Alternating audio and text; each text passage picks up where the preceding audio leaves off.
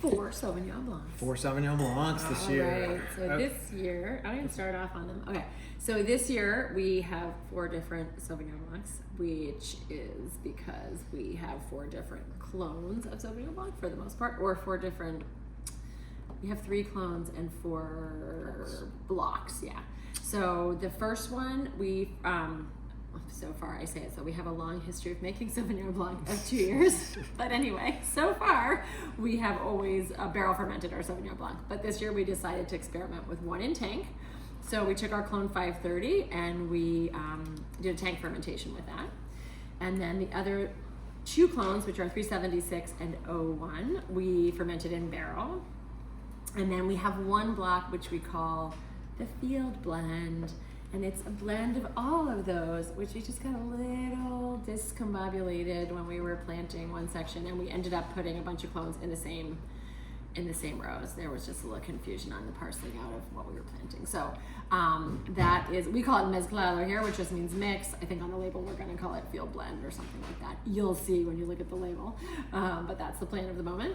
And we're going to keep them separate. We tasted the 4 in a row and kind of played with them a little bit, and then we just really like the way they express themselves on their own. So we're keeping them separate. Do you want to talk about the different tastes and textures kind of that we saw in the different First of all, they're all from Live Edge. Oh, yeah, and they're all from they're right next to each other. And they're So all the picked on soil- the same day. Sorry. They're all picked on the same day, and they're all the soils are the same. So this is if you're a wine geek, if you're a wine growing geek, this is a great experiment to what especially Sauvignon Blanc 01 and 376 can do, because they're picked on exactly the same day. The 530, because we fermented in a tank, is slightly different, but also a good comparison. And then we have the field blend of the 3. So yeah, really interesting. So for me, the 376, when I first tasted it, I was like, wow, this tastes to me a little bit like kind of grapefruit ice cream.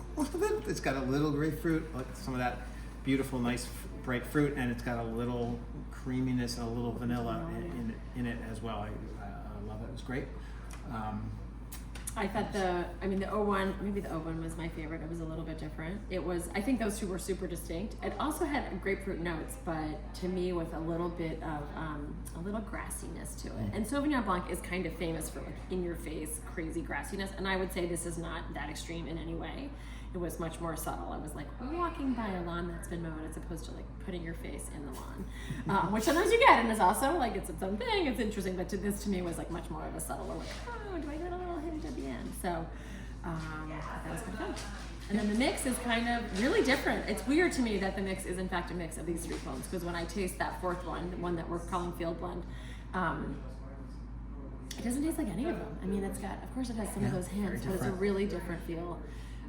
In some ways much richer, but not those distinctive kind of grapefruit and grass flavors. So. And last year, what we're calling the field blend this year, last year was the primary ingredient in Terrasol that we made last year. Good point. So this is the first time we've made a still wine from that block, and it's kind of nice to see. The 530 is it's tank, so but we were a little surprised at blending about the richness that it's got. It has some very nice richness. Usually you lose a little. When you put it in tank, you lose a little richness and you gain a little primary aromas. Some delicate aromas. So, but it's quite rich and quite nice. So. There you go.